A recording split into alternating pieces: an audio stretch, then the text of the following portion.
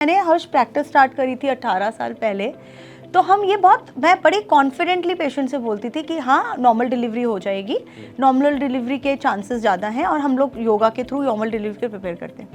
Now days when the girl come and ask me कि ma'am how much the chances for the normal delivery, I say अभी important ये है कि बच्चा healthy पैदा होना चाहिए। पहले क्या था, नीचे पोछा लगाना, सारा काम करना, फीमेल का एक्टिव रहना, तो कहीं ना कहीं फीमेल ना नेगेटिविटी से भी दूर रहती थी। अभी कोई मुझे बोलेगा कि नहीं मैम ये भी तो हम परिवार के लिए कमा रहे हैं परिवार के लिए, बट स्ट्रेस ज़्यादा है, प्रेशर ज़्यादा है। पहले प्रेशर नहीं था ना।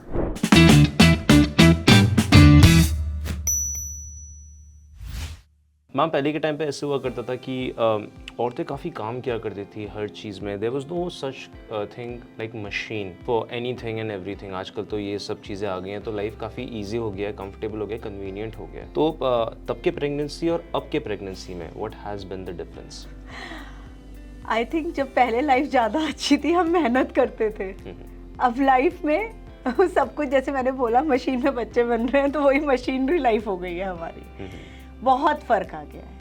पहले की बॉडी हम लोग जब सब करते थे, देखो मैं ये नहीं बोलूँगी अभी, क्योंकि अब की लाइफस्टाइल वुमेन, मॉडर्न वुमेन्स हैं, everyone is working, going out also, and कुछ चीज़ें बहुत अच्छी हैं कि भाई देखिए हेल्पफुल हो गया है, हमारे पास सब चीज़ों की मशीनरी आ गई है टू डू द थिंग्स। रोटी मेकर तक आ गए हैं, एवरीथिंग इज़ देयर कि रोटी भी बन जाएगी।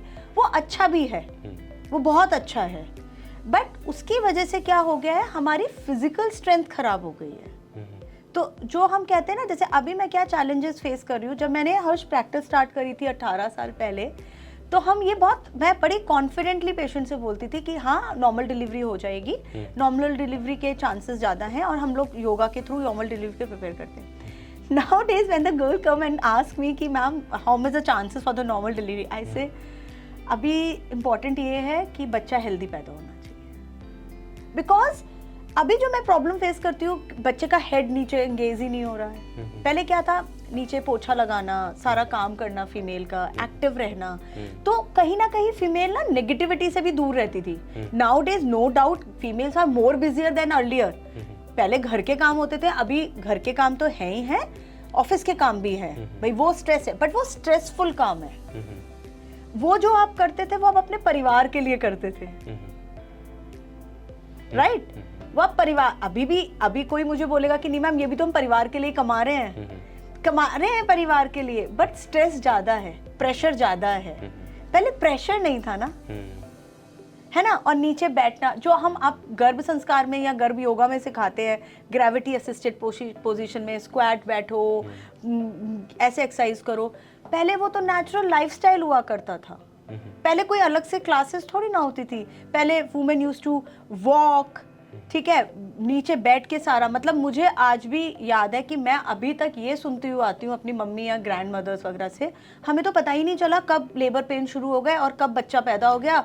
नीचे काम कर रहे थे, खाना बना रहे थे, रात को तो खाना बना के, और सुबह बस हल्का सा दर्द हुआ तब भी हमने काम कर लिया कि भाई काम कौन करेगा, घर का काम वाइंड अप करके, और हम तो अपना थैला उठा के हॉस्पिटल चले गए और 1 घंटे के अंदर बच्चा आ गया। Exactly, I totally agree with you, because मेरी I just share you an experience. जैसे कि मेरी ग्रैंड मदर बताती थी कि जैसे कि मैं उनके जब सबसे पहले बेटे पैदा हुए थे, तो शी वाज जस्ट डूइंग खेती बाड़ी का काम, एंड गौशाले में she was just picking things up, and एकदम से पेन भी पता नहीं चला, एंड एकदम से बस थोड़ा वो हुआ था, सेंसेशन हुआ था कि डिलीवरी होनी, एंड वो हो गया। यही होता था पहले। अभी क्या होता है, हम 7th मंथ से शुरू हो जाती हूँ मैं कि ग्रेविटी असिस्टेड पे लेकर आना, यार स्क्वाट्स कर लो, बेबी का हेड एंगेज, उसके बाद भी हेड एंगेज नहीं होता कई बार, बिकॉज वो 1 घंटा एक्सरसाइज करने से थोड़ी ना कुछ होगा।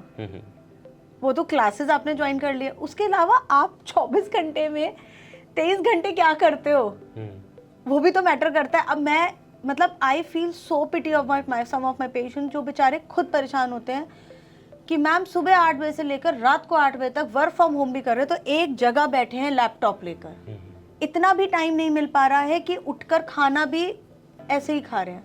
आप मुझे बताओ, बच्चे भी तो मैकेनिकल ऐसे ही पैदा होंगे, फिर how can we blame a generation is changing, right?